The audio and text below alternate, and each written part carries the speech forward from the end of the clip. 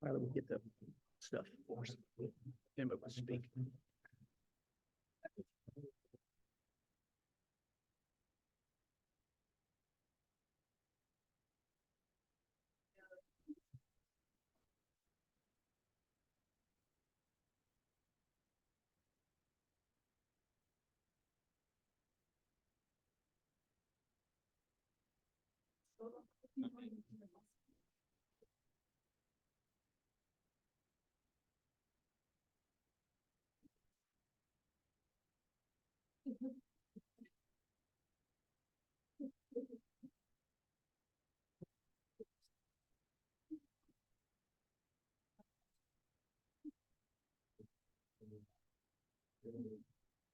Hello?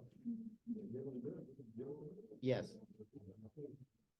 6 o'clock. Did you know the volleyball bus that? Okay. That would have a volleyball bus broke down Yes, sir. 3 or 4 times Yes, sir. When, tonight? on the way to DM. Okay.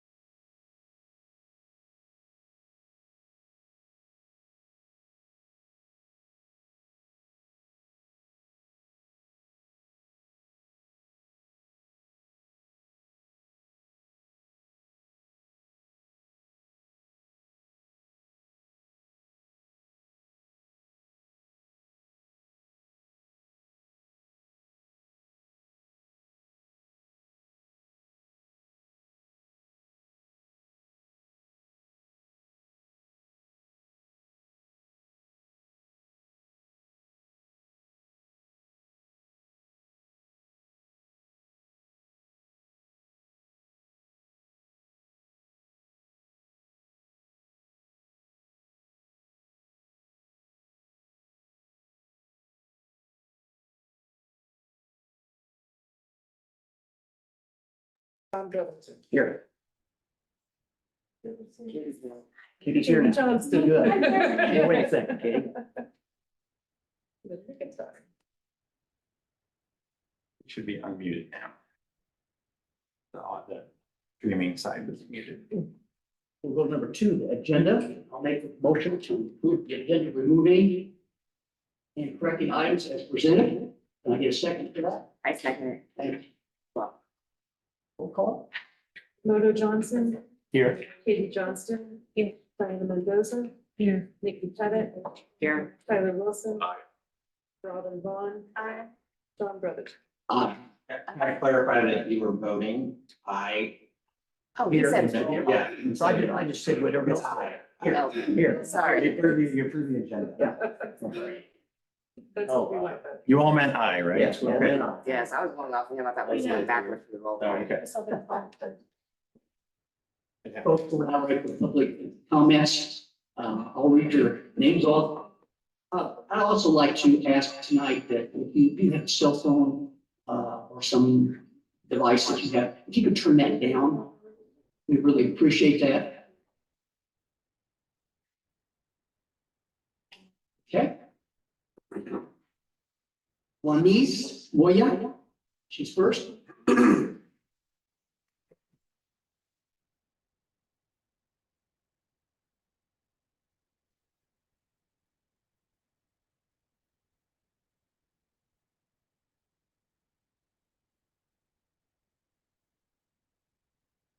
Hello, okay. Good evening, my name is Remis Moya. I am a bilingual third grade teacher in Islam. I started working in 2020 as a teacher in this district. And as a teacher, I have gone through already for 3 changes in the bilingual program in the last 4 years. Seeing the board and my fellow teachers lean towards option 7 makes me feel many things. And I came today to answer a question that I was put on the table in the last meeting, like why the bilingual program for the bilingual families are now so agree with this, that sound so good. As a member of the Latino community, it makes me feel segregated, isolated, and in unequal conditions. Why I use these big words? Because for the simple reason that only Latino families will be affected by these decisions. They will be the only one that will have to move every single day, which I consider is unfair. Our community of color can be in their home school, or white community can be in their home school, and any other ethnic group can go to their home school. However, the Latino community must be divided and separated. Parents moving from school to school and siblings being separated from the younger siblings. I continue to trust you as a board. You will make the best decision so that all families will be in equal terms. In this case, change is inevitable. And option 1, which is what we want, has not been accepted as an option. My recommendation as a teacher and as a staff of the RCS is to go back to actually option 6. Why? Because as a bilingual program, we already went through to that change 2 years ago. And this decision gives you time to make a better and long-term future option for our community and non ethnicity groups that are part of the RCS district. Thank you.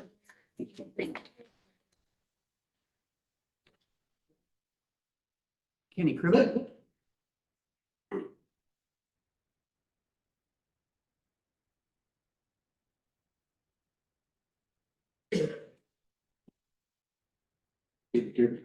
Here's one, Kenny, you were in. She actually just touched on something I was gonna talk about. The changes at Eastland that we've endured over the years. Looking at the big picture, we've been through 3 principals in 8 years, if that's correct. So it's a lot of change, and now I have a 9-year-old, about to be 10-year-old, that goes, am I going to Eastland? What am I doing? We don't know. We don't know what you guys have planned, what you guys got in store. I just hope whatever you plan to do, we have it figured out. Right now, it's a mess. I'm gonna be honest on that one. Teachers don't know where they're going. Students don't know where they're going.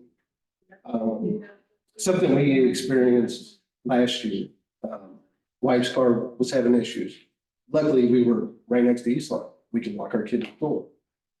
Looking at the big thing now, you got households that don't have two cars. But they're not within that mile and a half that you guys want them to be. What are we gonna do for them? Are we gonna bus them? Are we gonna help them out? What are we gonna do on that? There's a lot of questions, and I think we're making a decision really, really fast. Because we want to implement something right away. What we've done and been doing is not working. The school system, the way it's set up now, to me, works. But you guys got a different idea. I know the last meeting I was here, you guys threw it out real fast. We don't like that option, we don't like that option. Hopefully this time, we got it figured out. And it benefits the teachers, the students, the families that need their kids in school. Might not have the transportation, but you guys gotta look at the whole picture. We gotta see it all. And that's all I got to say on that. Thank you. Thank you. Carissa Colson.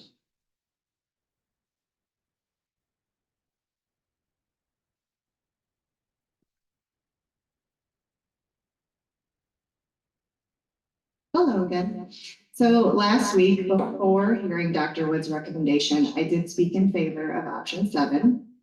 After hearing his recommendation, along with some of the additions that he made to address the remaining concerns and potential cons, I'm still in favor of option 7. I believe it's the best option for our scholars and staff across the elementary schools, at least at this time.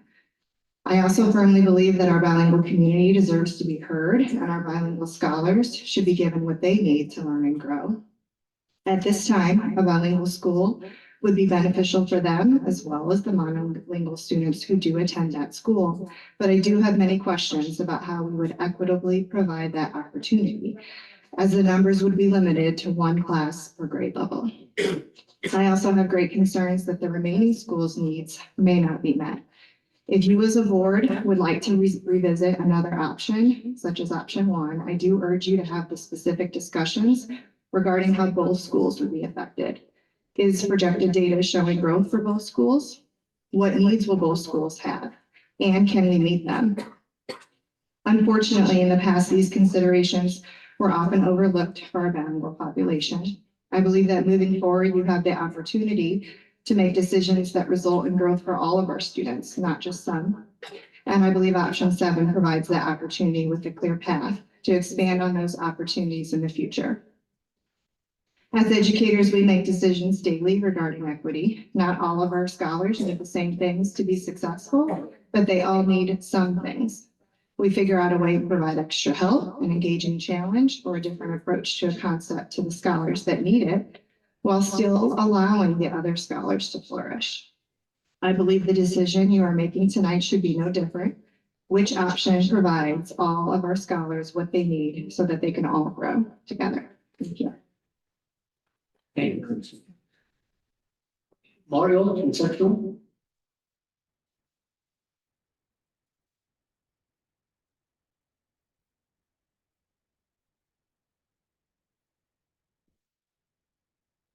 Good evening. Thanks for the chance to express myself to you about this matter. And well, right now I'm the only teacher right here having a split classroom. And this is a big deal, but we're doing our best every day to work with each of these grades and find a way for helping them to take from the class the things that they're supposed to take and learn. And I'm so grateful that some of my, let's say, partners are not going through this anymore. And there's this is one thing that I also would like to be considered, that next year we don't have any other teacher going through this, because it's a big deal to deal every day. But of course, we do it for our kids and we find a way to help them. But on the matter about splitting the classes and, the schools and things like that, I don't know why the option one was discarded. And I consider that it's very important that we have a bilingual school, since dealing with monolingual and bilingual is not the same. When we have a bilingual school, that means that we have a school that is dealing with two languages at the same time, and also that they are looking into every aspect. Right now, I feel that some things are getting out of our hands sometimes when it's coming to the matter of bilingual teaching. Sometimes we can say maybe that's, I don't know. I just can say that, for example, I know that you are taking care of this, but we still need to make a big step into this. One of those steps that I say that's why you're taking care of this is because last time we have some workshops on bilingual teaching and things like that. That before I wasn't seeing that. I was just seeing like being instructed into things that deal with monolingual or not bilingual. But I know that this team is making a great work, and that's why I'm telling you that we need this bilingual environment for our students. Why? Because we can have a better collaboration as teachers, as bilingual teachers. We can have a better way to direct our students through the path from elementary school to get to the next level. So not only having them because sometimes we know some of our coworkers, but sometimes we don't know some of them that are in a different building. And then that makes it difficult for us sometimes to keep track of the way they're being taught or the challenges that they're facing. And when we are in the same building and also we have a bigger connection, I feel we can address those situations in a better way. And it's gonna be like something in sequence. We have seen too that some of the scholars that maybe were monolingual or something like that, they lose sometimes those things that they had before, or sometimes it's difficult for them to get into this bilingual environment. So, but if they are like this from the beginning till the end, we feel this is gonna be better for them. So, I just think that option should still be considered.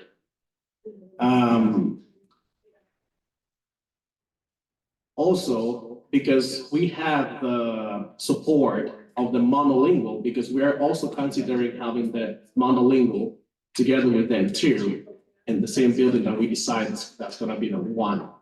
And then they're gonna have the opportunity to practice their skills and also be supported by their partners from other classrooms that can only speak English, and that will help them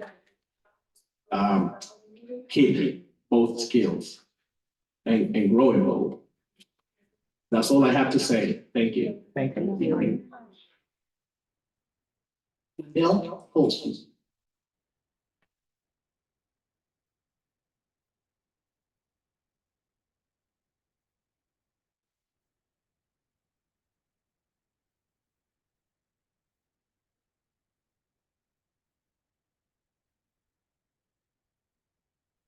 Good evening. I got quite a few things I need to say, that need to be said.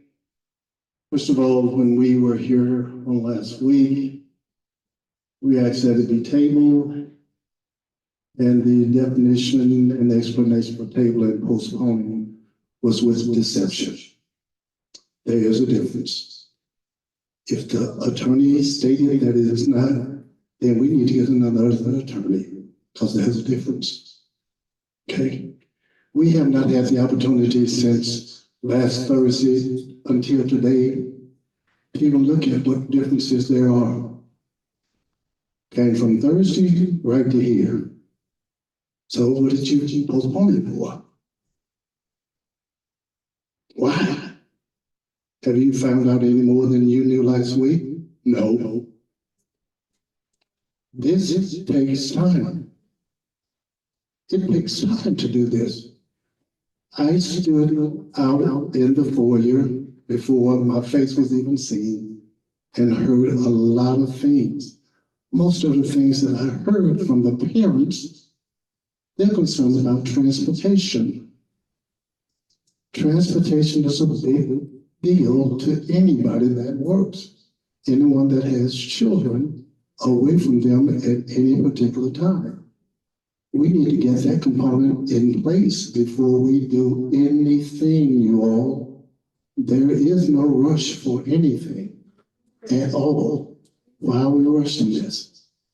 Mr. Wood, you and I had talked early on, a couple of years ago, about the bilingual program in 137. I'll say to the board and to those out here, any child that speaks two languages has an advantage. If you're going to give the English to the Hispanic, Latino children, then Spanish should be given to the ones that don't speak it, Black or white children. It needs to be across the board. Don't just privy one to the other. What do you create? You create pods of games. Trust me. Trust me, you will. Let's look at this from a sensible point of view. Every child should be able, if you're going to privy one, you should privy the other. Every child should be able to communicate one to the other in this district. So when they get to be in 7th, 8th, 9th grade, they can speak it fluently. If they're not speaking it fluently, then they still have 10th, 11th, and 12th grade to get it. But don't just rush to judgment because right now you have not done anything.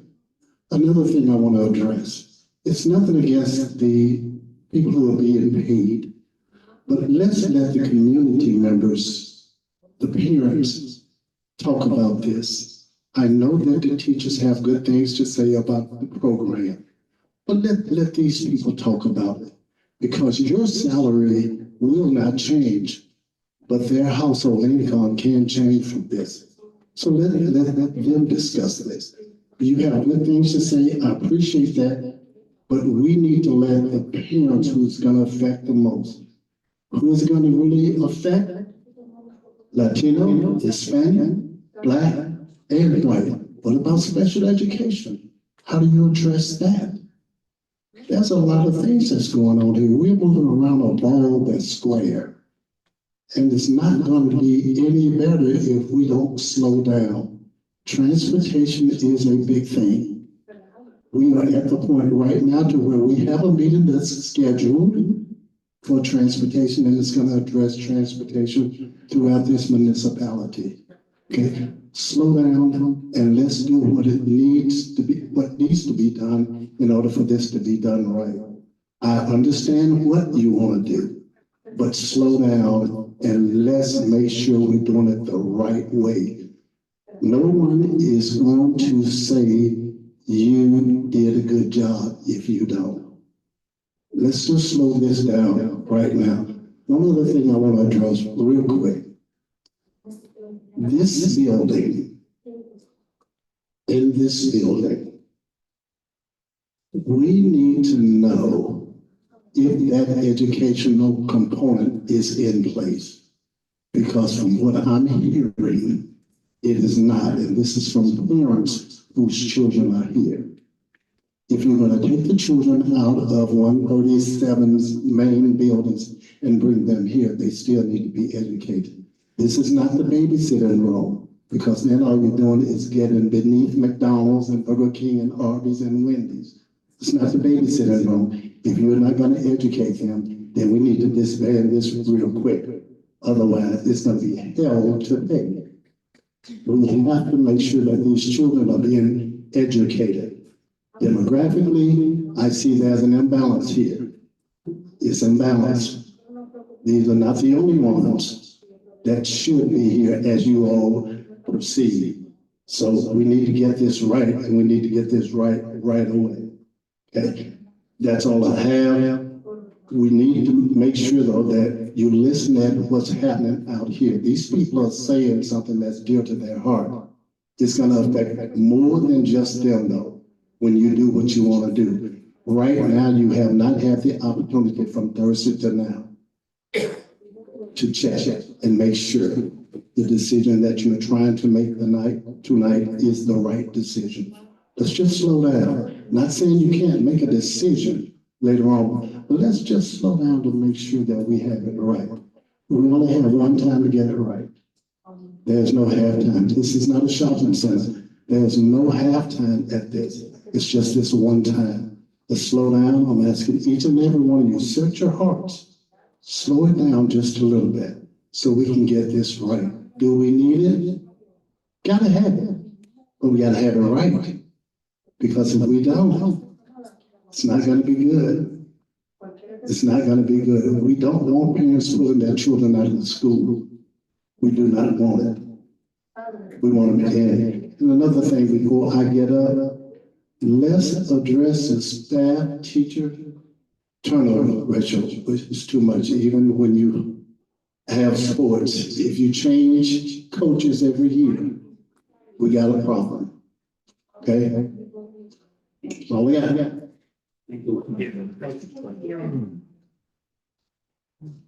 Okay, that ends the, public comment. We'll move on to number 4, which is action item. And before we get started, I'd like to ask any board member if they have any questions or comments they'd like to make before we go further. So anybody like to speak now?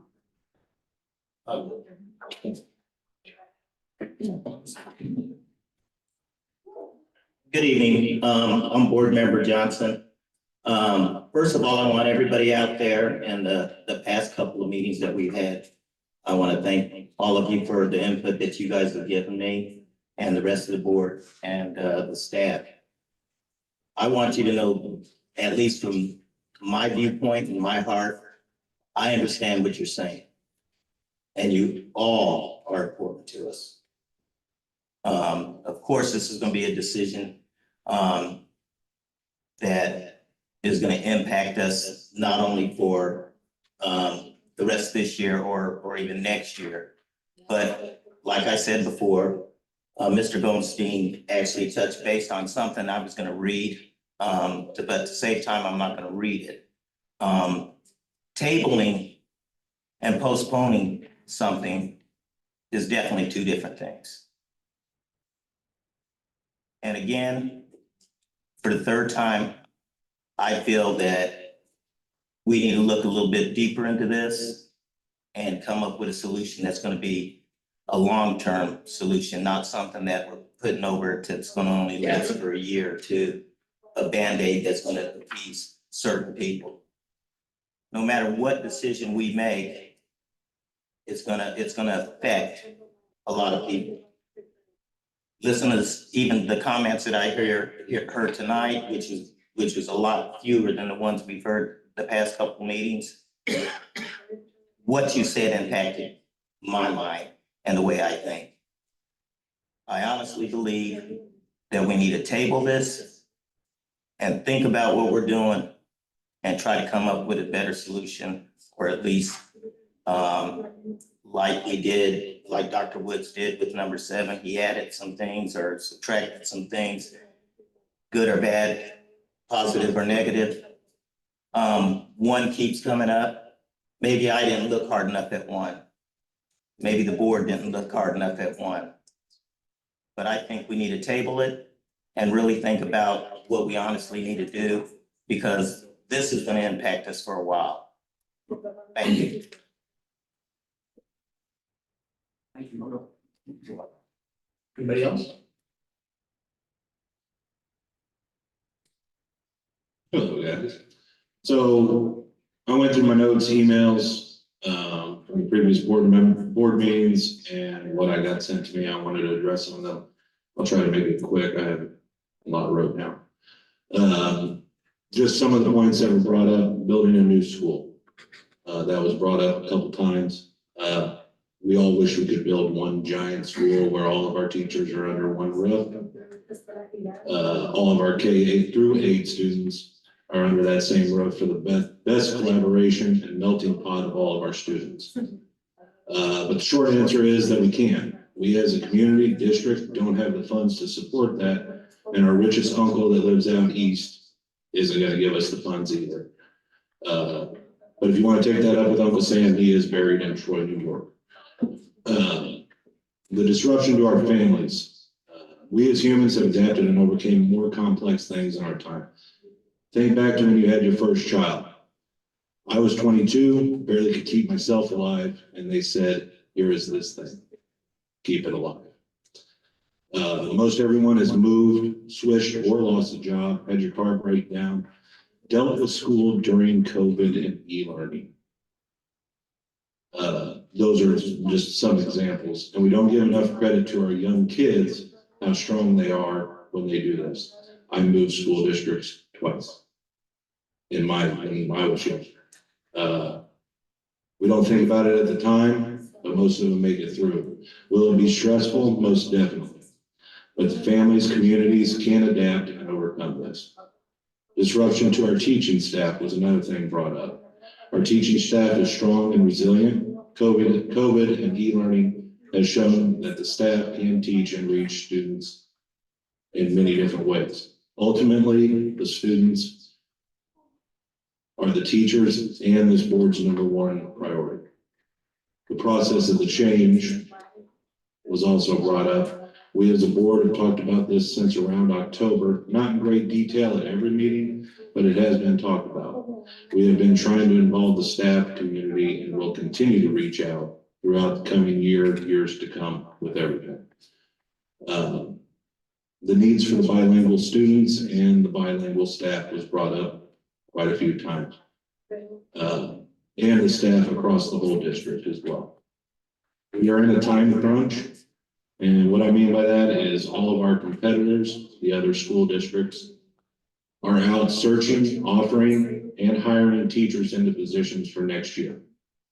So we need to move to get the top candidates for the jobs we have, which leads to the next things. We need to open and approve these new jobs / hires as soon as possible. Is any call that we're gonna make work? The 7 of us sitting up here, we don't know for sure. The people out in the crowd, you guys don't know for sure. Nobody knows for sure. And like Dr. Woods said last week, we are not the only district dealing with this. It's a step in the right direction. Maybe. Like I said, we don't know. Thank you. Thank you, Tyler. Anyone else? Are you going to present your stuff, or are you going straight into a vote? That's up to the board. She asked if I'm presenting anything prior to voting or what, that's a procedure up to the board. It's your pleasure. Well, I guess I need to say, because you guys know that I've been talking to you guys and your opinion is very important to me. And so I do know about the transportation problem, and I just wanted that to be addressed openly before we voted on anything, because it's important. Are you okay with that? Yes, that was. I can talk about that piece. So first of all, for the public with us in the room, there is a memo, two-sided in English and in Spanish. I'm not going to read it all tonight. For those folks at home, it was posted in the board packet. And I think it does provide quite a bit more detail on some specific questions that have come up. I'm not going to read the whole memo, but I will talk about the transportation components in here because that is of major interest. So I'm going to share what's on the memo, and then I'm going to show you some maps and try to explain it with a visual. They're all getting the memo. So the first thing is that all students living at least 1.5 miles from their assigned school are eligible to receive transportation. This is not new. This is what we currently do. Okay. In option 7 before you, it is anticipated that monolingual English only students will not be eligible for transportation to East Lawn or Pleasant Acres. And that is also currently the situation, with the exception of the 5th graders from East Lawn who are at Pleasant Acres this year. So that's the exception. But just looking at the boundaries of the 2 schools, the monolingual students who are all in the neighborhoods around the schools are all walkers on paper. Okay, I know they don't all walk, all right? But they're all within the 1.5 miles. The only students that you're seeing currently bused that would still be bused next year would be some students with IEPs, that's special education students who qualify for transportation. And currently we have bilingual students who are bused to Pleasant Acres and East Lawn. Okay. So currently bilingual students assigned to East Lawn or Pleasant Acres who live at least 1.5 miles from their assigned school are eligible to receive transportation. And this will continue. What will change as a result of this plan is that some families of bilingual program students will have students enrolled at Pleasant Acres and at East Lawn. And I think that's the big concern. Functionally, transportation for these parents and families will be no different than if the family had a student enrolled at pre-K and Broadmeadow at the same time, or if a family had a student enrolled at East Lawn or JW Ader at the same time. Any child living beyond 1.5 miles would receive transportation to their assigned school. Now, what we've talked about is looking at other options within transportation. We have to determine the feasibility, and feasibility, frankly, usually means cost. Okay, of staggering the start times of elementary schools would be one. So if there's a difference in start time between East Lawn and Pleasant Acres and a difference in end time between East Lawn and Pleasant Acres, a parent that wants to drive their child to both schools would be more able to do that. Okay. That's not something that's brand new to our district. Staggered start times have existed in the past. We just haven't had them for the past few years. The other thing that we need to cost out is the feasibility of running some kind of bus between East Lawn and Pleasant Acres. So that a family, if they drop off at one school, then they would have the bus to the second school. What we don't know yet is how many families would take advantage of that if it was available. And what that would cost. But those are things that I know I've talked about with the board that we would want to look at. Now I have maps. Ready? Okay. So. I'm wondering, No, but go ahead. excuse you, Go ahead. wondering if you need to specifically state what you just said, what issue that addressed that they were concerned. Right. So that if you had a child at both schools, you could drop off at one and ideally would have the shuttle to the other one. The other thing that I think came up last week was that the students on those buses will primarily be students enrolled in the bilingual program. Only, because as I said before, the students who are in English only classrooms very likely will not qualify for transportation. So for instance, let me pick a neighborhood. If you live in Abbott Acres, so that's the farthest, that north. Okay, if you live in Abbott Acres and you have a kindergartner who's going to go to Pleasant Acres, you're probably already going to be on a bus. That's more than 1.5 miles. And that bus would only have bilingual students because the monolingual English students in Abbott Acres are well within 1.5 miles of East Lawn and our walkers. Okay. So I think that answered what you just said, okay? Now, that is not gonna be 100% true for every neighborhood in the community, but I'm gonna do a little bit on transportation for the board so that you're aware of how this works, which I think a lot of you are, but it's always good to do a refresher. So here's a map of our school district. Our school district is actually much larger than this, but the areas outside of this map don't have very many kids. Okay, it's the country. So not every part of our district is on this map. And this shows how the district is subdivided and boundaried. Of note is this area here, which is Gulfview. And at some point in the past, it was decided to divide that neighborhood. And so, for example, I think it's almost all the students who are bused at Northview come from Gulfview. Most of the kids who are on a bus at Northview come from Gulfview unless they qualify for specialized transportation. And then you also have this part of Gulfview, which is Broadmeadow, that has a bus to Broadmeadow. So I'm going to overlay the 1.5 mile map. And I'm sorry, those of you out there, it's going to not be very clear probably. All right, so I took a 1.5 mile line on the map as the crow flies. It's smaller, the circle is smaller than that, and it's not quite a circle in real life because Darcy at our district office literally looks up every kid's home and determines how far it would be to walk or how far it would be to drive.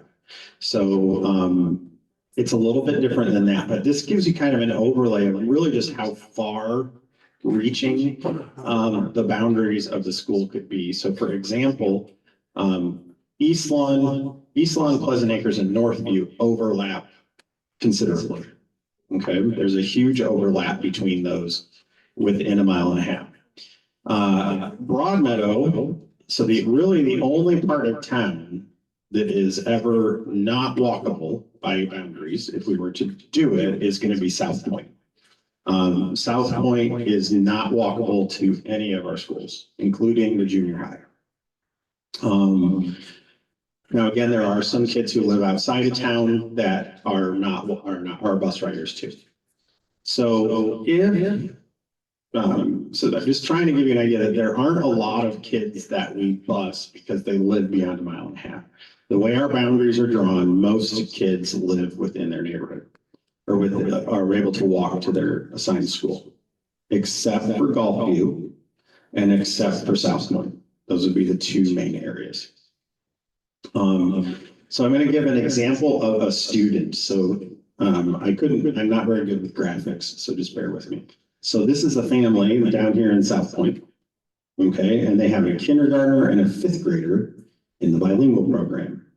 They are going to get a bus to school no matter which school they go to because they live in South Point. All right, so even if they went to Broadmeadow, they would have a bus. This is the bus, one of the main buses from Broadmeadow. So what will likely happen next year is if a bilingual family is living in South Point, they would have a bus that would take their kindergartner to Pleasant Acres, and then they would continue on the same bus to East Lawn. Now you have to, there's a lot of supposing in here because it might not be the exact same bus. We might have a shuttle bus, right, between East Lawn and Pleasant Acres. And I can already see the teachers' minds going, oh boy, who's going to supervise that transfer? Okay, we'll get it done, right? I know we can. So that is an example from that neighborhood. So now I'm going to pick another neighborhood, and I keep using a bilingual family with a kindergartner and a 5th grader. All right, the kids look so cute in the graphic. Okay. All right. So now we're going to say we have a family that lives in Gulfview. All right, and it's possible, it's likely that this family is within 1.5 miles of Pleasant Acres. So there wouldn't necessarily be transportation provided for the kindergartner under any circumstance. So what the board has to consider is if this family gets their kindergartner and 5th grader to Pleasant Acres, then do we have a bus that would take that child to East Lawn from Pleasant Acres? Or a parent drops off at Pleasant Acres and the 5th grader gets a bus to East Lawn. And now that this isn't the best example because it's possible that that fifth grader lives farther than a mile and a half from East Lawn and would get a bus anyway. We don't know that until we actually plug the address in. It's right on the edge, okay? So the same one, I picked this neighborhood in Northview. Same idea, the family could walk or drop off at East Lawn. And then there would be some type of shuttle to Pleasant Acres. And then I have another graphic here that shows. Or it's possible that the kindergartner just has a bus directly to Pleasant Acres because they're farther than a mile and a half. I do think that some kind of shuttle between the schools is going to be feasible for us. And I think it's going to be convenient for families if we're able to do that. So that's just something we're going to have to cost out and look at the start and end times on transportation. I don't think I have any more slides on transportation.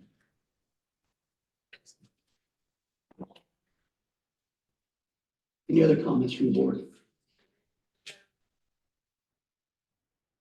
So in your example of living in Gulfview, I think you said, and a kindergartner and a fifth grader.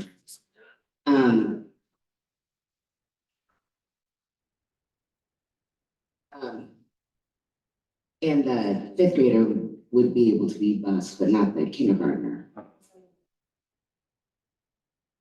Would there be, is it like a state law or is it just our rule of not the 1.5?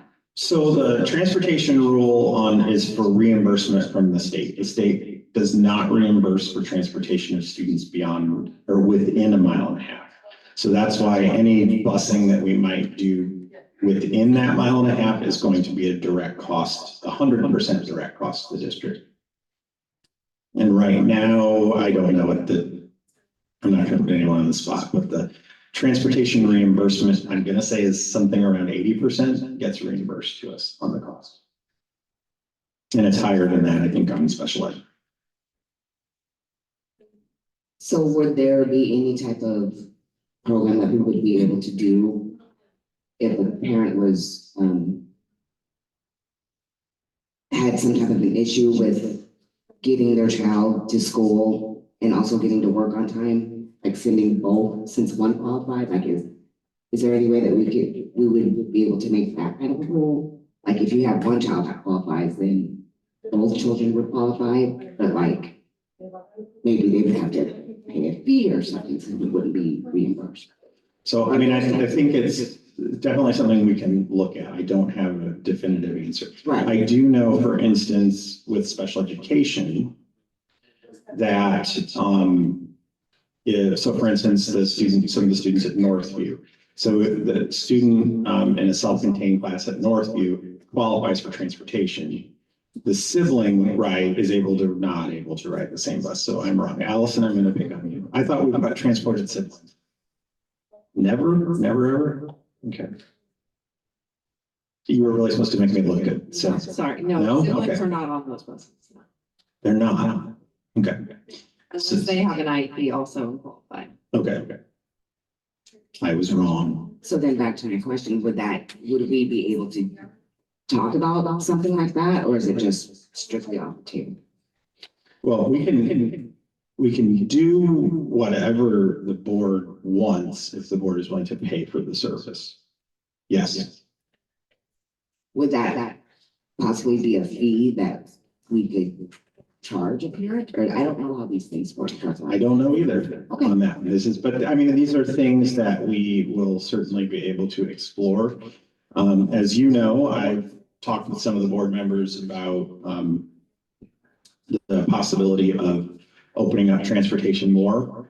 When we talked about option, can't remember which one now, that was a pre-KK center. We had talked about busing all kindergartners, and that's what we do right now for pre-K, but pre-K reimburses for that. If all pre-K kids qualify for transportation. But we could look at opening it up, say, instead of a mile and a half, we provide transportation at a mile, but you have to have some cutoff.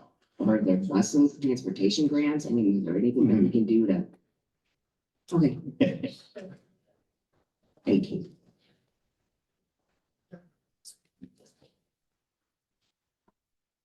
Okay, somebody else? Robin? Like you have a question. Okay. Didn't really have a question.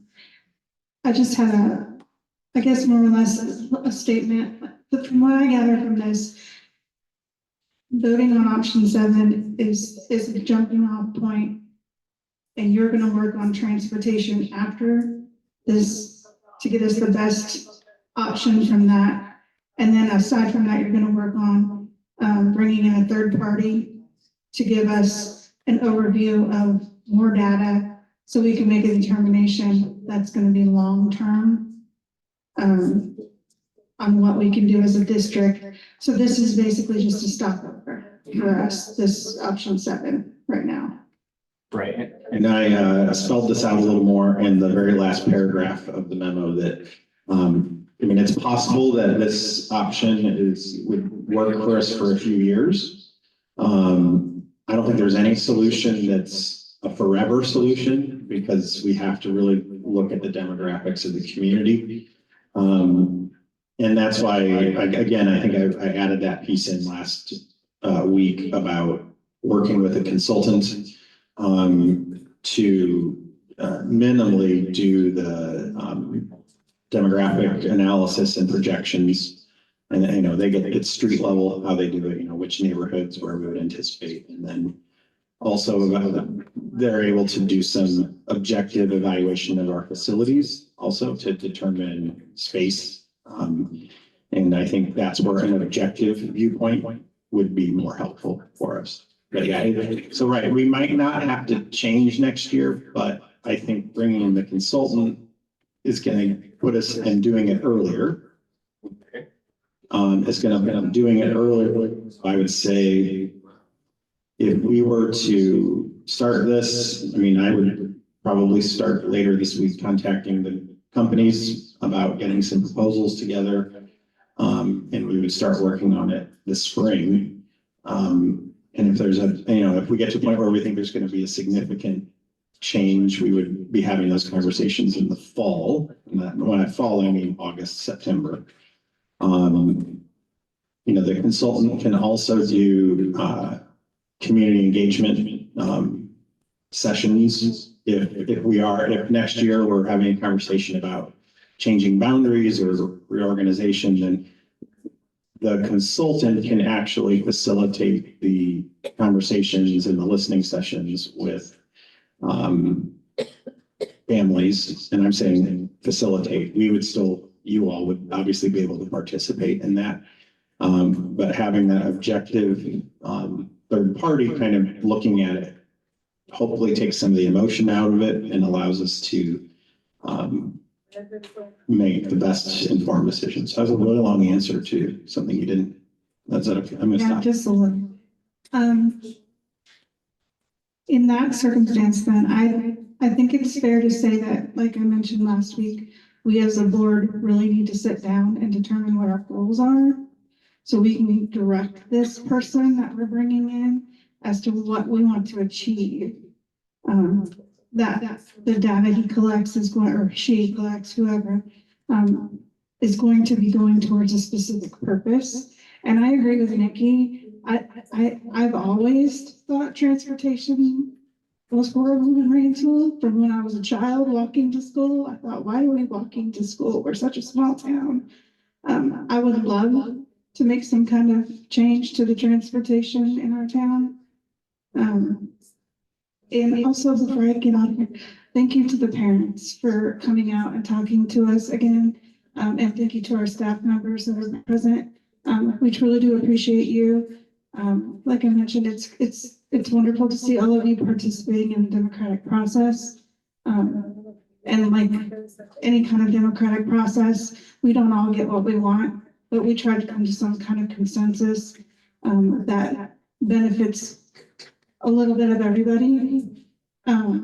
Hopefully this is something that will achieve that, at least for the short term, while we look at long-term options. Thank you, Robin. Katie? If I'm remembering correctly, aren't we able to work with IASB on like goal setting? is that something we could work to get scheduled? So as a board, we can. Yep. So we can do that as often as the board wants. Okay, well, the last time we did it was April of last year. And I think Robin was not yet on the board. So, but that wasn't necessarily a goal setting on that one, but I think we've been together. You all have been together longer now that, if that's the focus we want to give the IASB folks, then they can do that. The last time, Robin, it was more like rules about governing our meetings and how that would happen. Also, can I suggest when we do, get the data from this consultant and we start going through it and we decide we're gonna make some changes again, perhaps we can go out into the schools as a board and speak to the parents together as a board. Even if it's just two of us in one school, two of us in another school, two of us in another school, and all get, like a parent night, so we can all get the opinions of our communities. Diane? We have a community. I mean, I've listened to the parents since we started doing this, and mostly to the Hispanic parents that I've spoke with their opinion, and to the staff members. And I did talk to some parents after last week's meeting, and the consensus is, you know, the constant change. And I know that we can't do anything about that. But the fact that, you know, every year they feel the bilingual community is, they're just winning, moved here, it's moved here, you know, and that creates a havoc in their lives because they're constantly being shuffled. And I, you know, and also the fact that transportation, you know, we talked about the transportation, but also my fear is the following. You know, we have a lot of parents that work very early, like in the morning. They have to be at work at 5 o'clock in the morning. And they take their kids to these daycares or to these family members or to these friends to take them to school, you know, and from the, you know, the graphic that was, you know, showed here, you know, it's just, you know, is the babysitter, is the daycare center going to be able to take kids to, you know, to this place? And then the shuttle's going to, you know, to me, that's just something that could be worrisome, not just, even if I was a parent, you know, it's just something that has to be worked very strategically to make sure that these kids are getting to the schools they have to be to.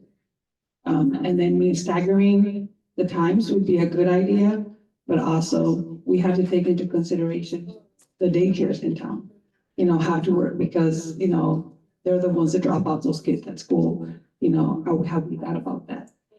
You know, just, that is just a worry to me.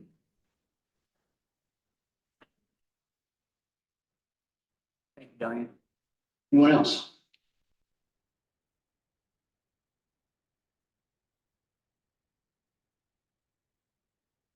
I think Dr. Woods did address that because that was the whole point of the shuttle. So then, right? Yeah.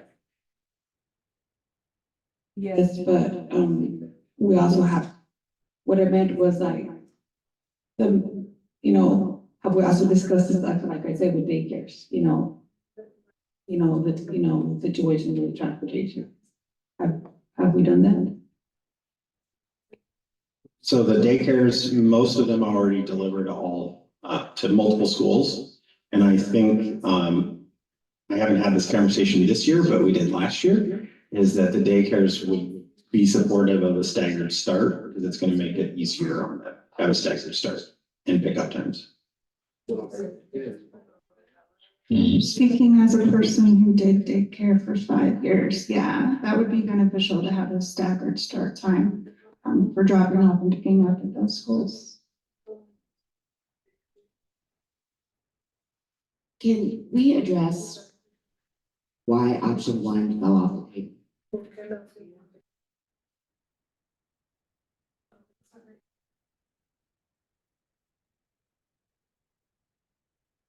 That's the way that you guys voted on that other special meeting.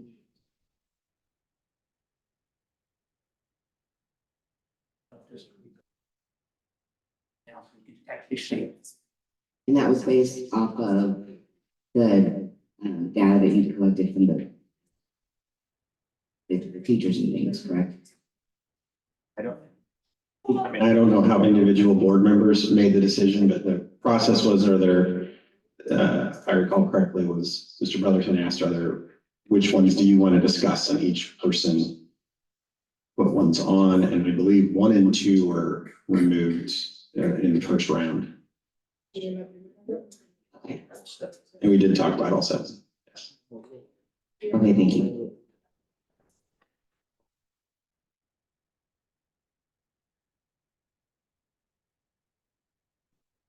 Chance for more public comments. We did that. Meanwhile, it's up to you. That is a decision the board can make, and we normally don't do that, but we can. Board, with pleasure. No? I don't mind hearing from the public. Diane? We have a majority then, Katie? Okay. What kind of rules will we do? I would ask that we make it as abbreviated as possible, but certainly yes. So do we want to then go through the same procedure? You want to go through the same procedure? They would have to sign up. Would you for that and just come up? If they want to come up, it's fine, but I think we should be held for 5 minutes. So we can do that or just say I think we 5. should get a paper from them. Would that be okay? Okay, if you would like to sign up.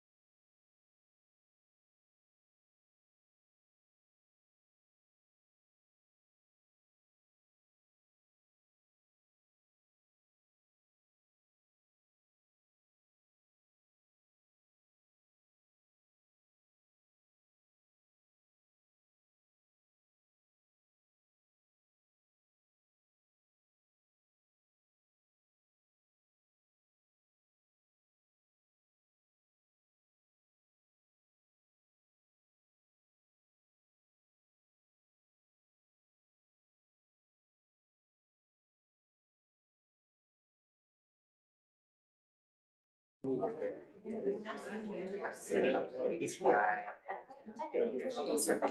already talked. Okay.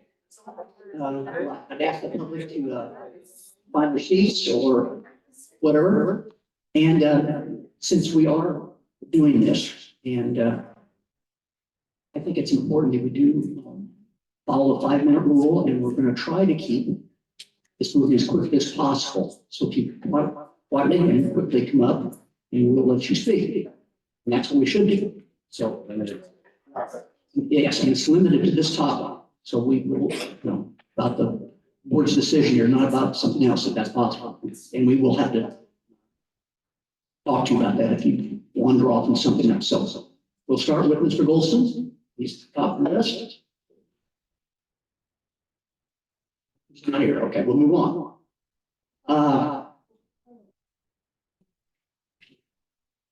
Pena? Estelina Peña. Peña. So, excuse me. I'm doing the best I can.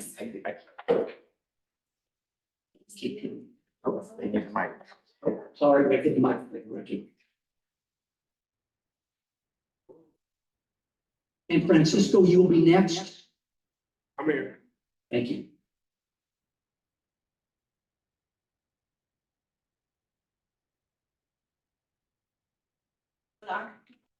Yo he escuchado mucho yo he escuchado que han estado hablando mucho de que hicieron la encuesta entre padres y maestros. Pero Ma'am, could you speak into the microphone, please? ahora sí. Ahora sí. Yo he estado escuchando que sobre las encuestas que han estado haciendo. Yo no recibí encuestas. Yo quisiera saber cómo ustedes hicieron esas encuestas y entre cuántos padres y maestros. Porque siendo sinceros, aquí no le importa a nadie, maestro, nada. Aquí tenemos que ver por el futuro de los niños. Eso es lo que yo quiero saber. She would like to know what method did you guys use to determine anything that you're having discussing today? Because as a parent, she'd never received a survey. So if you're really worried about something, we need to be worried about the kids, not teachers or staff members.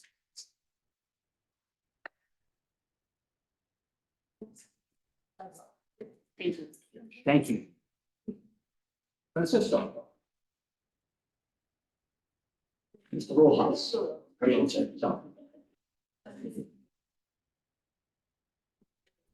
Hello, my question is, have you ever been, my daughter, she's in, kindergarten, that's in Acres, and I have another son, he's at 5th grade.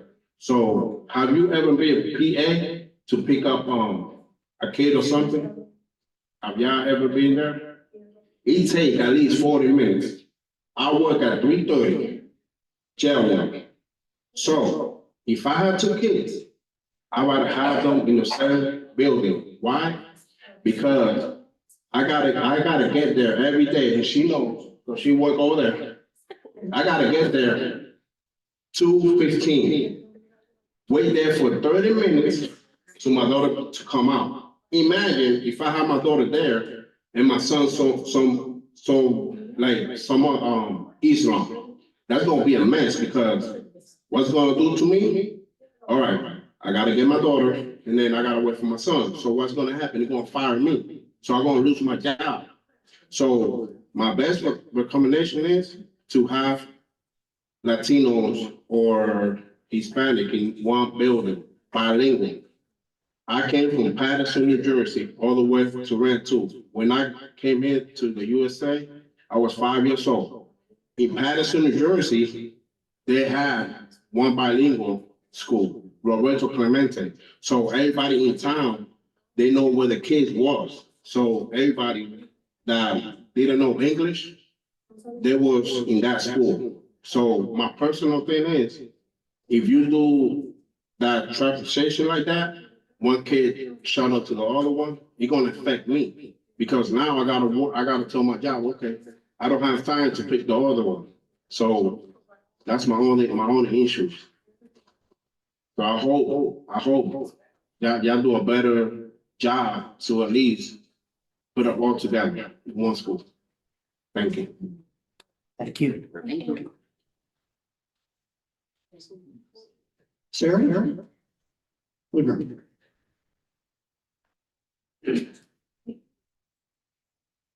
Hi, Sarah Woodrum. I've been a Rancho resident for 40 years. All three of my kids have gone from kindergarten through high school in Rancho. So you can imagine I've seen a lot of changes.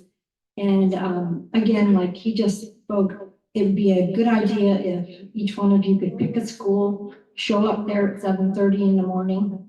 When kids start getting dropped off, there's probably some of them getting dropped off before that because parents have to get to work. Or pick an afternoon.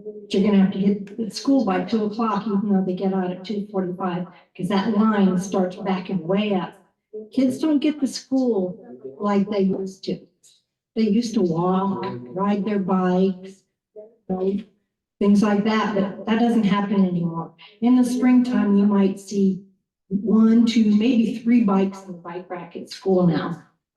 Kids don't ride their bikes, kids don't walk. I go all around town before and after school, and there might be a handful of kids walking down the street. So it's parent transportation is mainly what's happening. Because there are buses and there's those daycare vans too, but it's mostly parents that are driving their kids from here to there and there to here. And they are still already picking them up at different schools.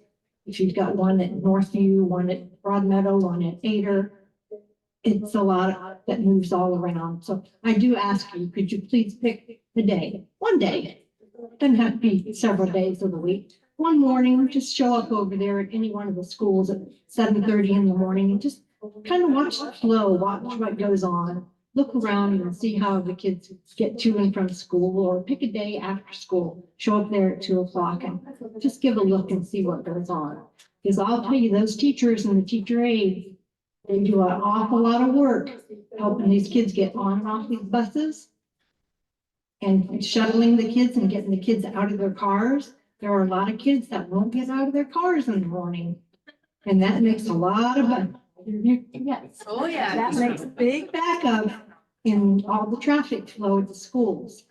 And it's a dangerous thing. We've changed the traffic flow at several of the schools several times. It used to be when my kids were there, we would pull in the parking lot, park wherever we could, and the kids would just bolt out. But that doesn't happen anymore. Now it's a one-way drive in. Each kid individually gets out of their car, and that takes quite a long time to do. I hear everybody, yes, that's what's happening.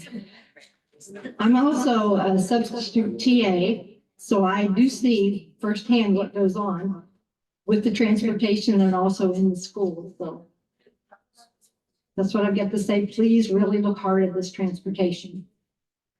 Thank you. Beta Bravo.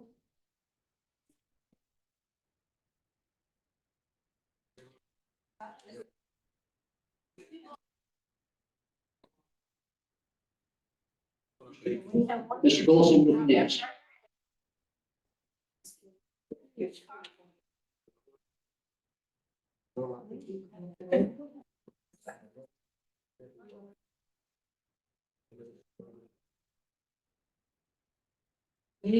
Buenas tardes o buenas noches. Mi nombre es Leida Bravo. Ya nos conocemos. Yo quiero hacerles una pregunta.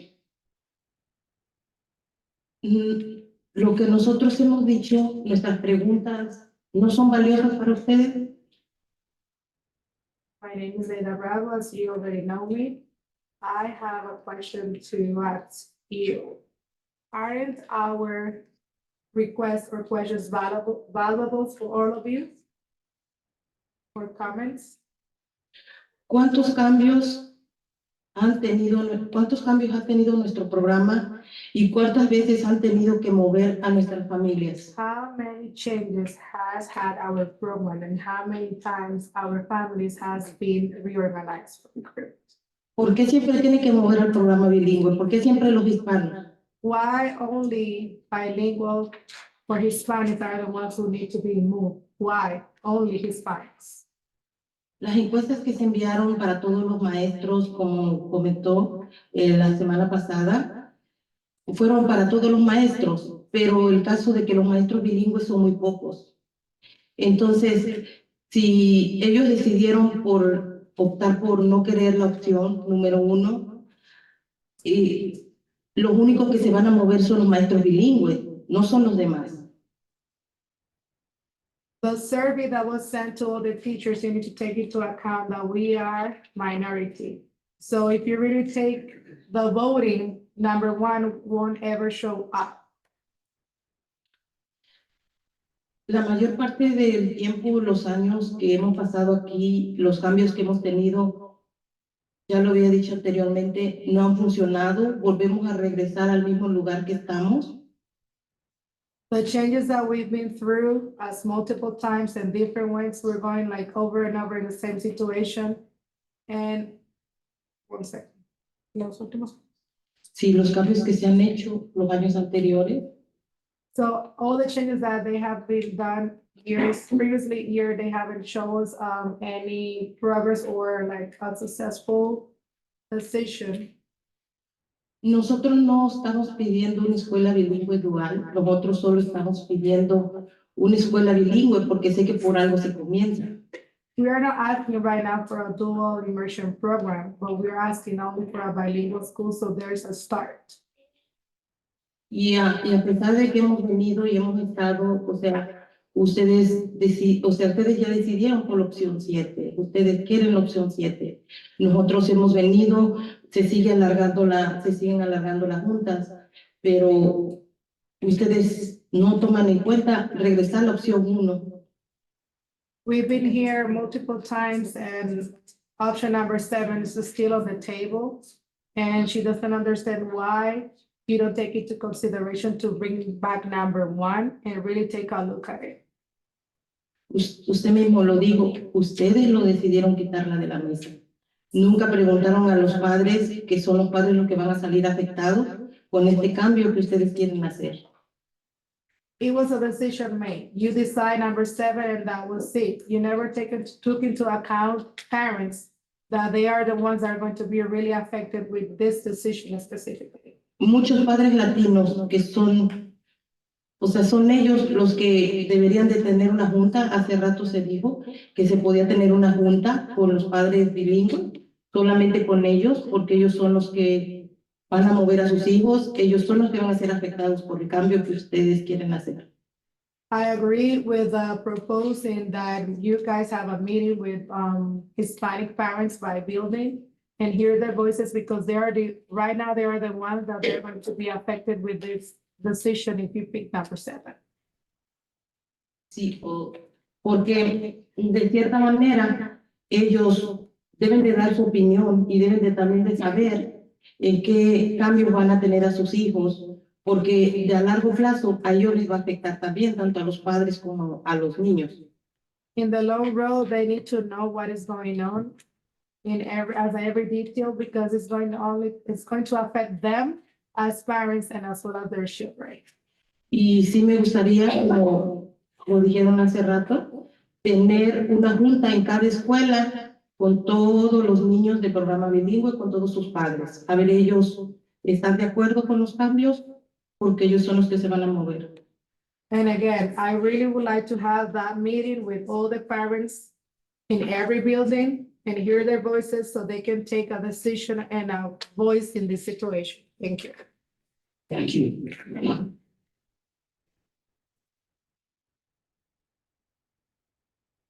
Following Mr. Goldston.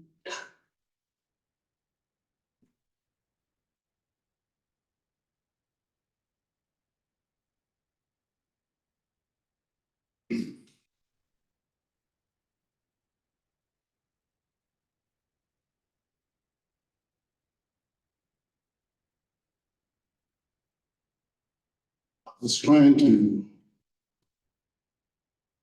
find out just how much the percentage is for transportation that's being reimbursed. It keeps sending me to one number that I know is not right. And I don't think ISBE would be putting on their information or outdated information. Mr. Wood, you said 80%. To me, that's pretty close from the past. I would like to suggest that these are your consultants here. These are the consultants. The money, and I know last week you were talking about the same consultant firm has been involved in two of the districts that you were a part of, one that way and one just south of us. And now you want to bring that consultant firm here. Why don't we just take that money that we would be paying somebody to do what we already know we need to do, and that's the right thing, and place that money in the transportation component? Makes sense. You're saying on one portion from 1 to 7, either way, you're gonna have to have a shuttle bus somewhere along the line. And I know the consultant isn't coming in for free. So why don't we just take that money and listen to the constituency here and put that money into where it should be? Stay right here in the district. These people here, they're smart enough to know how to figure this out. I don't think we need anyone to come in to tell us anything any different. Let's take our time and do this right. These are the consultants. From this desk back are the consultants, not that person who's going to come in and tell us what we already know. Another thing you have on here, it's important to note that option 7, as described above, is not necessarily a long-term solution. These parents are tired of their children being in one place 1 year, one place another year, one place another year, one place another year. And I'm tired of it too. Let's do it the right way the first time. I was just outside talking to 2 young men who flew in from Purdue. They're just flying around. And I asked what this building was. And I gave them the history of this building. And they said, well, where are the other schools? I said, they're spread around town. Young man just looked at me and said, well, that's not smart. You got a perfectly good building there. Why don't they just build all the schools right here? If it was that easy, we could do that. But it's not just that easy. It's not just that either long term, later down the road, yes, but just right now, it's just not that easy. You know, but this statement that you're making about is not necessarily, you're right, it's not necessarily a long-term solution. So let's table this. Get into the schools, get out into the public, and let's talk to the people so we'll know that the first solution that we come up with, the first decision that we make is going to be the long-term solution. Whatever you do, we're going to have to live with it. Whatever you do, you all will be voting. We will be watching. But if it's not going to be a long-term thing, then you've made some bad decisions. And we don't want to beat the ballot box up. Thank you. Thank you. Thank you. We have one more. Joseph Holomox. Morris. Thank you. Thank you. I did not mean to. That's all right. Thank you. Make it happen.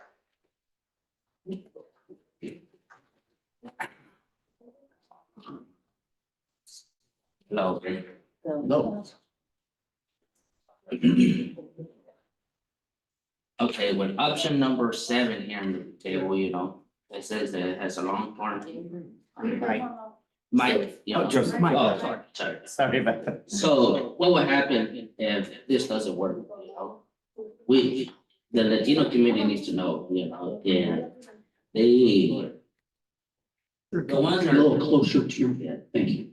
the ones that are being affected about this is the teachers that you have all here in the back. You know, they have to move to these 2 different schools, you know, or they use their own vehicles and stuff to move back and forth, right? So I think option 7 is not good. we should just go back to option one and build a new school. Plus, you know, we're up here and we're speaking, you want the parent to speak, you know? But to you guys, we're Hispanic, you know? Whatever we say to you guys just goes into 1 year, it comes out the other, you know? And for that, I think we should, all of us, go back to option one. And earlier she said, hey, when did option one came off the table? You know, us, the parents and the teachers, never got a notice on the table, you know, on paper, nothing, you know? So it's best for both parties, you know, the English and the Hispanic, you know, to just do option one and get it out of the table. I know it's money wise, you know, gotta go through the process and all that. But it'll help both parties, you know, in the long term. Because kids from they speak English would be speaking Spanish, you know, and plus, you know, you talk about transporting, you know, riding the bus from South Point to the elementary schools. Do we even have enough drivers, you know, for that? We, about 2 years ago, a year ago, we were struggling for bus drivers to get a CDL. You know, it was all that. There was a lot of people that were trying to get a CDL and never showed up, you know, for the bus ride. So I think that's gonna be a case. Plus I had 5 families that work at the Fort Point. And they were telling me, hey, Jose, what are we gonna do? You know, we have to be at work by 6:30 on the line. Can you pick up my kids and take them? I was like, just hold on a minute, you know, we're gonna figure something out. Try to build a new school and get everything situated. So I think myself, the Latino community, I think we should go back and think about it, build a school.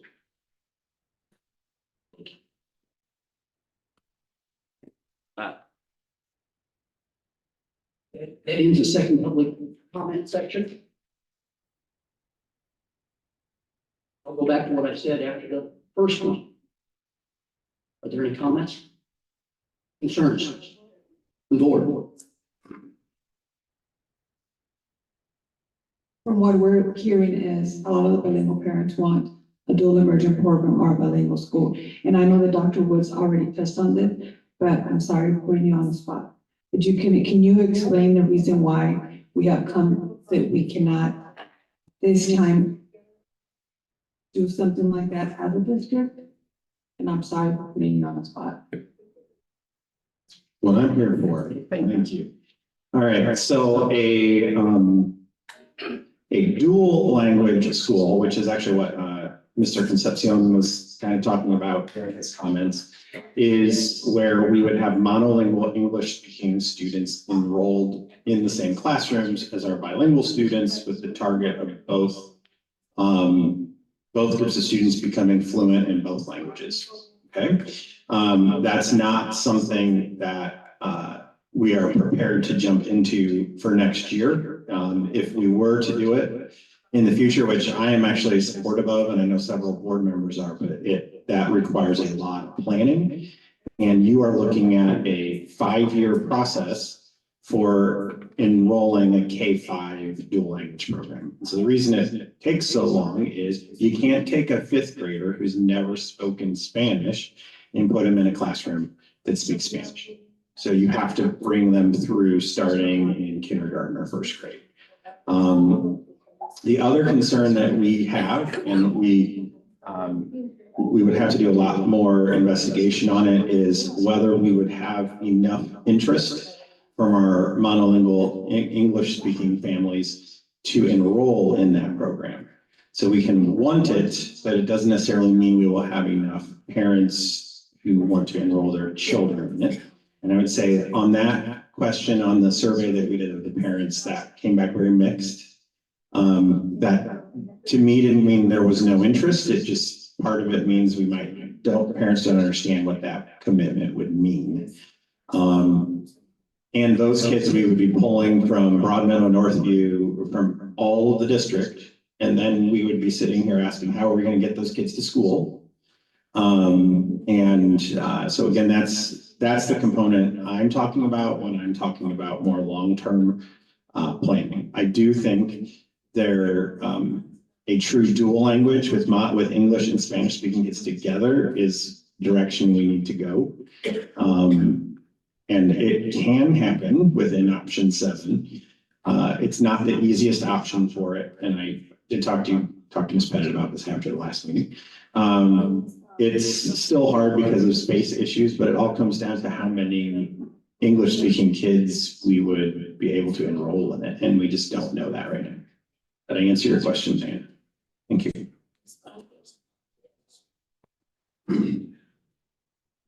Anybody else?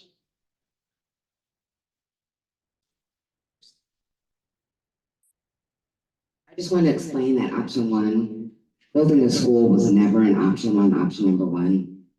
It was just simply that it was going to be a bilingual program in one school.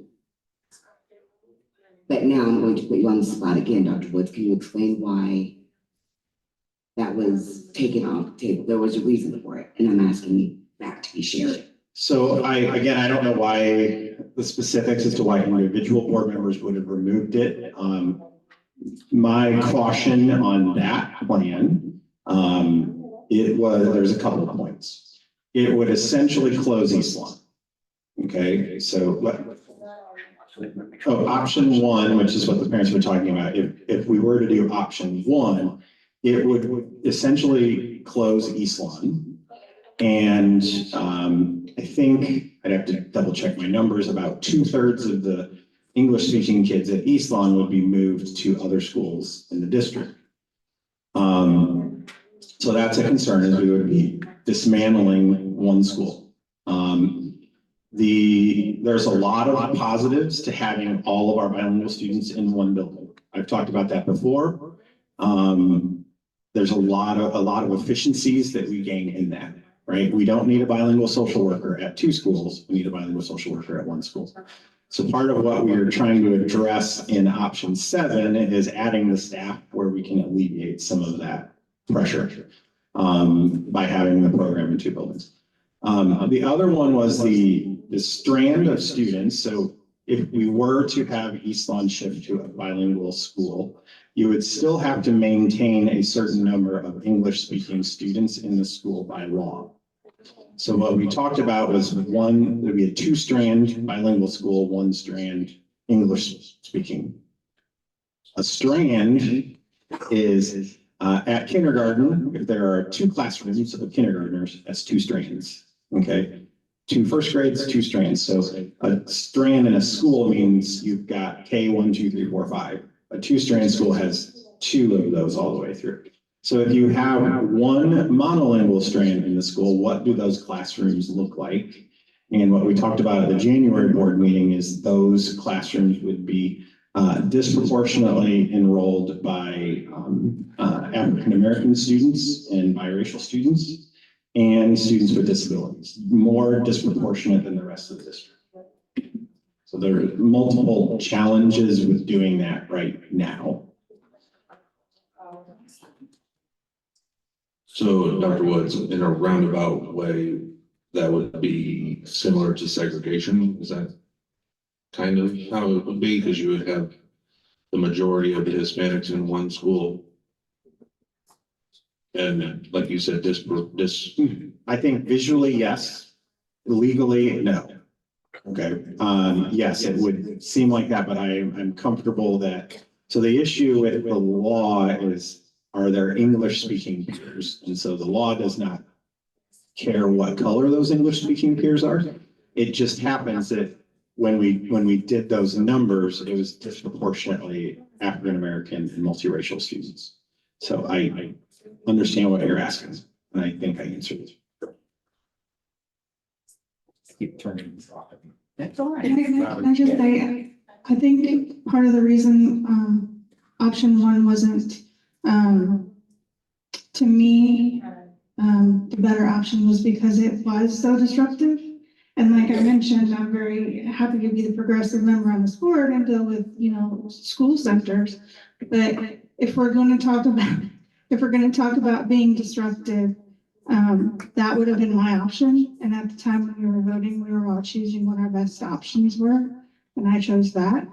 I think option one is more disruptive for the district than option 7 is.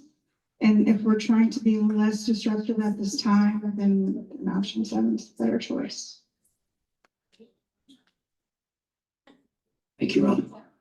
Anybody else? Katie, looks like you're thinking. Okay, I wanted to touch on the consultant thing really quick. To my knowledge, we haven't picked a consultant and we'd have to go through an RFP or a similar process before we pick one. Or, I'm assuming we at least consider them numbers. Yeah, that's something we'll discuss. I mean, I would bring it to the board, the process you want to go through. We do not have to do an RFP in this case. We can, but absolutely, I was just referencing some districts I was aware of that had gone through a process, not selecting a consultant by any means. Okay. And I want to say one other thing. I agree with you. I do believe that everybody out there, I'm so glad that you're out there and telling us opinions and whatnot. I will say my perspective from my business background is the benefit of a consultant is it gives us data to work with. I think that in the past, prior to my time on the board, I think a lot of decisions were less data-based and kind of emotion-based sometimes. And I think that the more data we have, the better. We've heard a couple times how it's just difficult to project demographics and how things are changing. And I think by bringing that person in, whoever that consultant may be, I would hope that they would have the skills and, the knowledge and wherewithal, like you were saying, to drill down and figure out what this is going to look like so we can make better decisions for the future. And one other thing that I'll say is I understand how in the past, there is a population that feels as though their voices hasn't been heard. I want you to know that, it sounds like lip service. It sounds like we're all saying we hear you, but we're gonna do this. I think one of the primary differences this time is I know I'm committed. If I'm gonna say, this is what I think we need to do now under the resources and constraints that we have, but I want us to do better. That's all I can tell you is that is how I feel. That is what I intend to deliver on. I think that, I don't want to speak for other people on the board, but I think that other people feel the same way I do. Let's get some data behind us. Let's get, the facts that we need in front of us so we can make a really good and educated decision. It might be painful for right now, and I know we're asking you to trust us when in the past, maybe we haven't given you reason to. Not us up here, just it's how things go sometimes. I just want you to know that I'm not paying lip service. Me personally, I don't think other people on the board are either. And I appreciate hearing your voices. So thank you. Anybody else?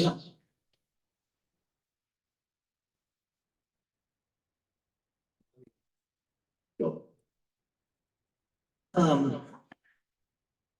It sounds like to me that even listening to the board, members of the board, we're basically saying the same thing you guys are saying out there. And again, I might be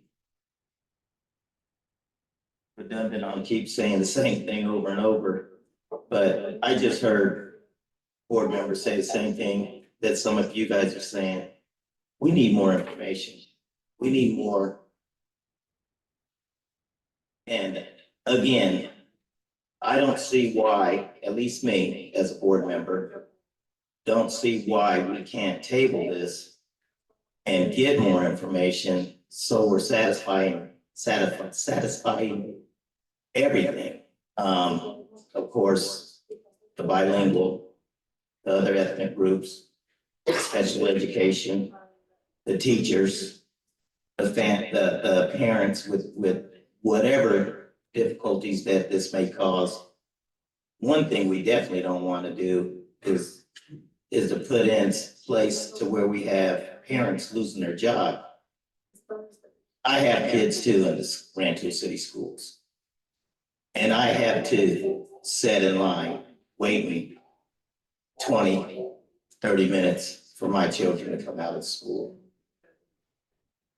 And yes, unless your job is flexible enough for you to be able to say, hey, you know what?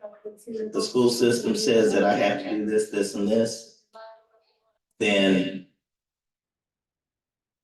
you're gonna lose your job. I see that. We have single parents. We have mothers, fathers that are going to work in these factories. They can't pick up a phone.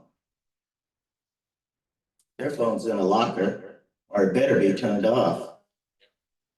They don't have that flexibility. We as a board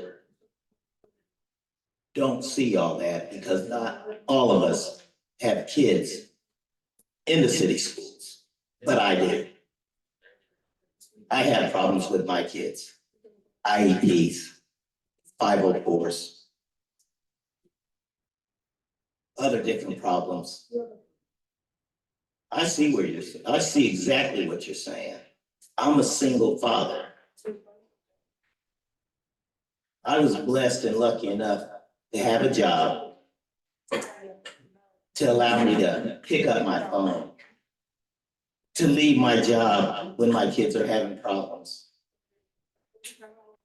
But we're here to make a decision that is best for the district, which I understand that. But we can't make a decision if we don't know everything. And that's why, again, tonight, a lot of things that I've heard through the people that are here tonight and the past, some of those things I didn't hear and I never thought about. But now it's right there. It's right here. Now I gotta think, wow,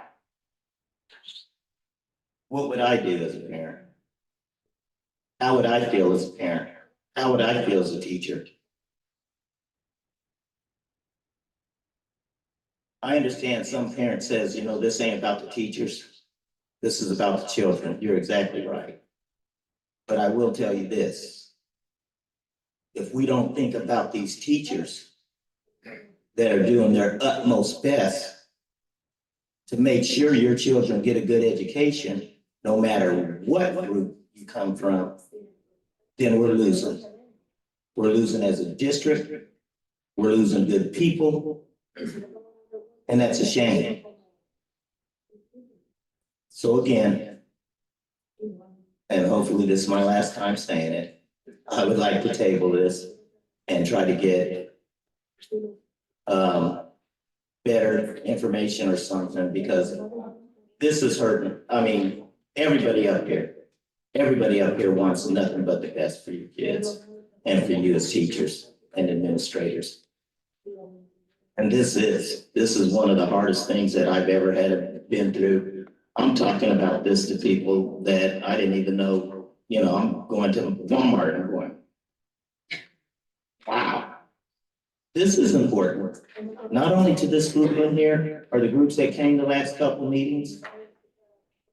This is very important to our community as a whole. If we don't work together,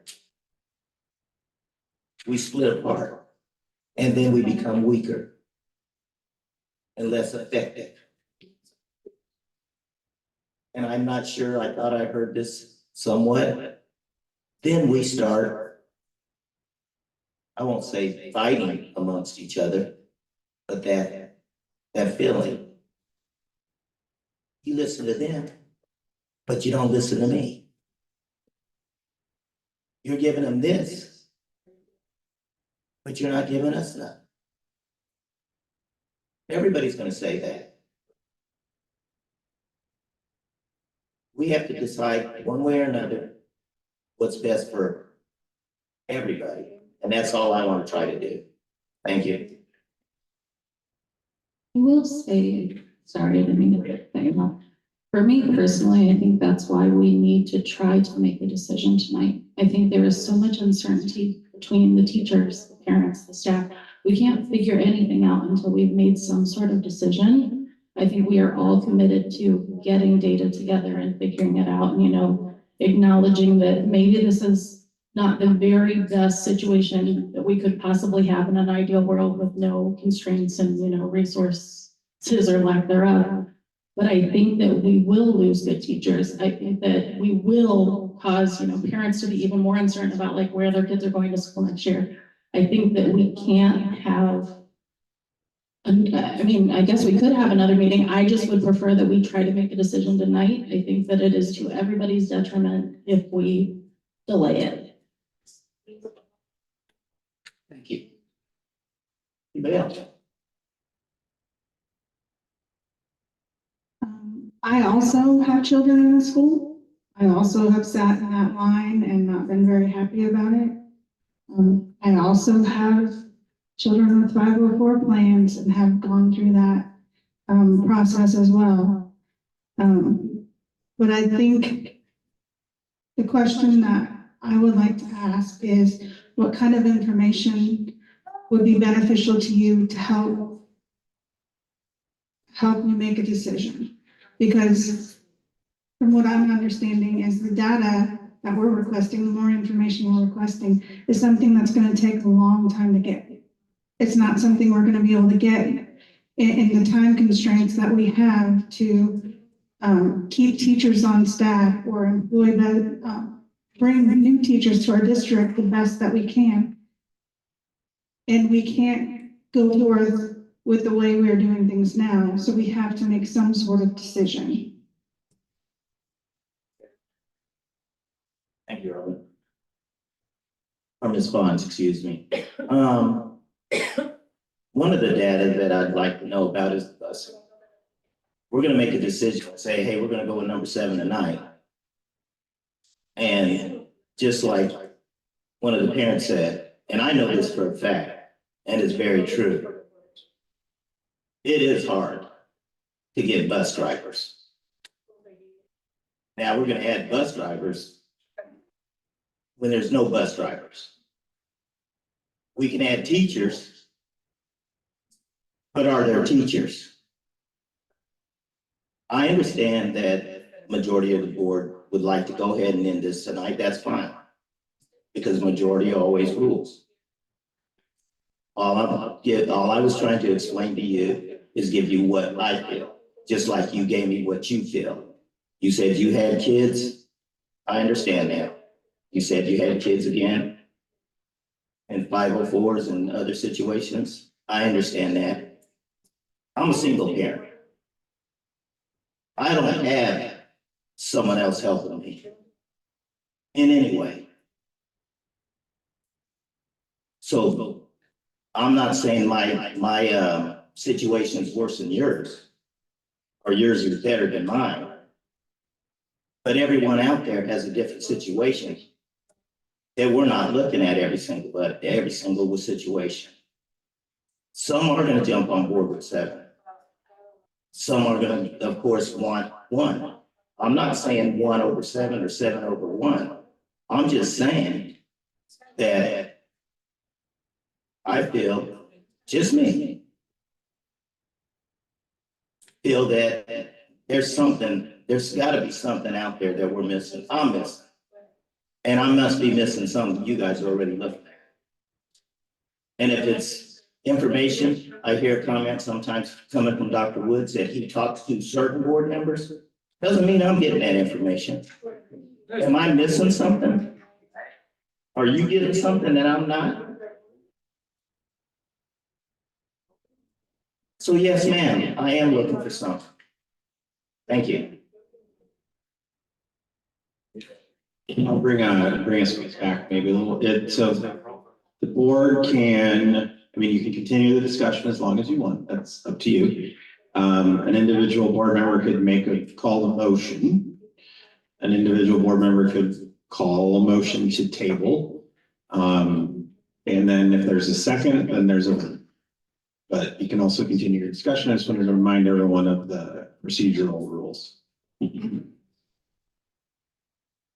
I ask a question? Dr. Woods, explain the genesis, why this all began, why did we decide doing this? Yeah, 30 seconds. Okay, so, and I did read something really long at the last meeting, although I can't remember which one it was now. I think it was the regular February meeting. So back over a year ago, it was April of last year, we were looking at some space constraints at East Lawn. East Lawn was, I think, close to 350 students, when the other schools were in the low 200s. We anticipated that pre-K was leaving Pleasant Acres and not ever coming back. Okay. So, last year in April, the board approved moving the fifth graders. That was a 1-year decision. So this is actually coming back to that April of 2023 decision. And, we have to make a decision based on the variables that we have. So one of them is that pre-K is coming back to Pleasant Acres. And so all I was asked to do, and as I mentioned in a previous board meeting, is, in October, I went out and met with the teachers, talked with them about some options. Then October of 23, so this current school year, talked with all of the teachers at East Lawn and Pleasant Acres. Then the parameters changed with the change with pre-K, so we had to rethink that, and then that got us to January. And I think the thing that I have talked about, and I want to clarify, when I talk about conversations with, I'm mostly been referring to when we met with individual board members and in pairs between the January meeting and the February meeting. Is really what I'm referring to. And in those conversations, we're asked to bring back a whole bunch of options, right? So let's open the door, let's consider different options out there. And it didn't ever necessarily mean that a majority of the board was interested in going to a pre-K K center, right? It just meant that we were considering other options and what that would mean. If the board doesn't make a decision, and I think I said this to all of the small meetings with the board members, if the board doesn't come to a decision, then we default to what we're currently doing. Okay, and that has implications for East Lawn and Pleasant Acres for next year. If there's no action, then what happens, and again, I feel like I did outline this at some point, it likely means that we're in the same situation where East Lawn is approaching 350 students. Pleasant Acres will have 2 or 3 bilingual teachers, and Mario will still get to teach 2nd and 3rd grade split. We'd be back where we were 2 years ago. So the option today is, okay, let's do something better than what we were doing 2 years ago, but knowing that we've got to have a longer term plan. And as I've said before, this plan could work for several years, but I'm trying to be forthright with all the board members and say that we may be right back here next year talking about options, but if we have a whole year to do that, again, I would hope for us to do it in the fall, not in the spring. But we know there are steps that should happen in there that haven't happened this time around, because this time around, it was really just revisiting this enrollment issue between East Lawn and Pleasant Acres. It's gotten much bigger than that. One thing I also want to say is to our bilingual families is you really are at the center of this conversation. And I do know that's the first time, okay? Because I was here 5 years ago when we made the change the last time. And it was 5 years ago. And there was the conversation was not about how to have the best program. I mean, it was, but you're really at the center of the discussion this time. Okay. And I think that's important to know. I don't remember who asked me a question or what I was answering at this point. You did. I answered it a long time ago.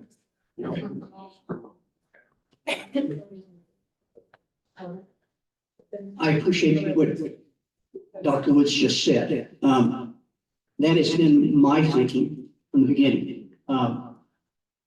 I've said this publicly more than once, and I'll say it again. I want what's best for our students with the least amount of disruption. I honestly think number 7, especially with his alterations, is our best option right now.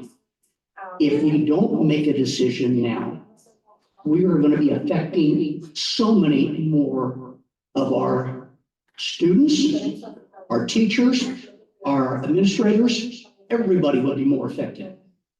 I think this is a viable option. I think, in my own personal view, that this is a good option, even in the long term, because we can fine tune it.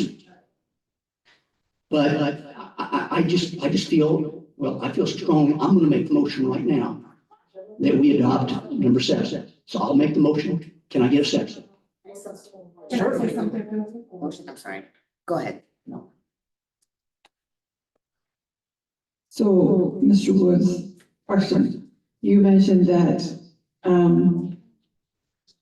that might not be a long-term option, number 7, because of the situation and the growing, families that are coming into the district and many other examples. So, and I hear we have to make a decision tonight, and because that's not only because it's just many factors, staffing, for next year and everything that has to be done.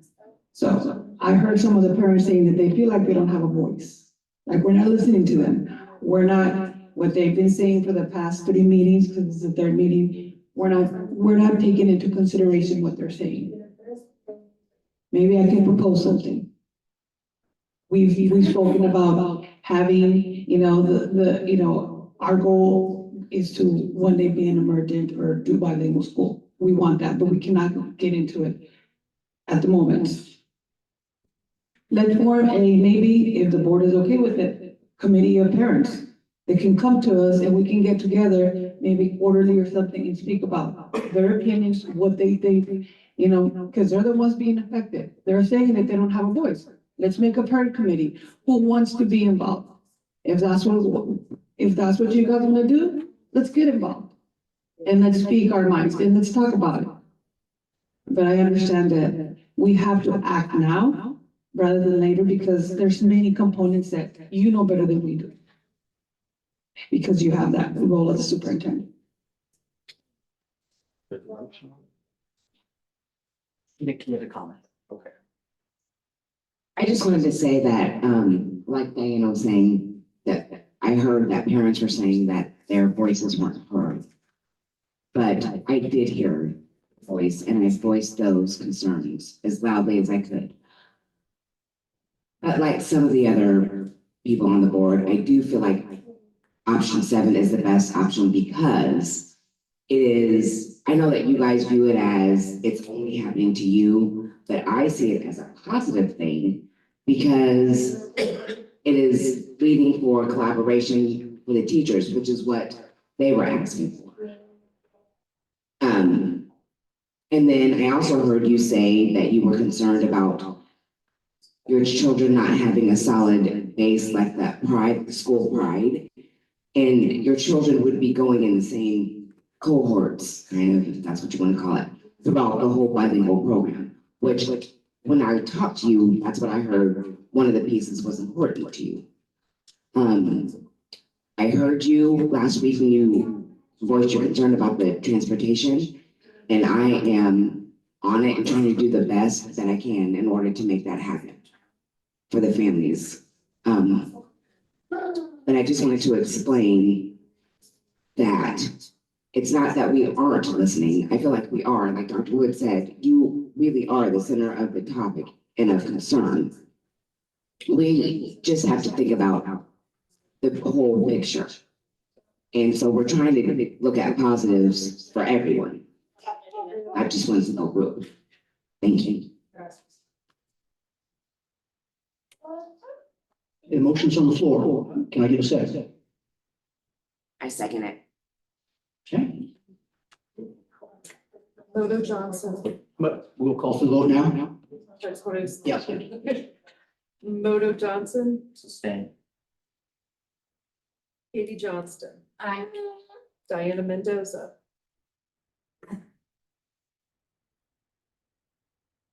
I stay. We can't hear them. Oh. Sustain. Nikki Pettit. Aye. Tyler Wilson. Thank you. Aye. Robin Vaughn. Aye. John Brotherton. Aye. Okay. Okay.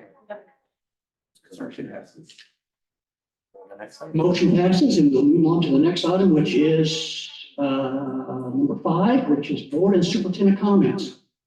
I'm going to give you 30 seconds. Oh, yeah.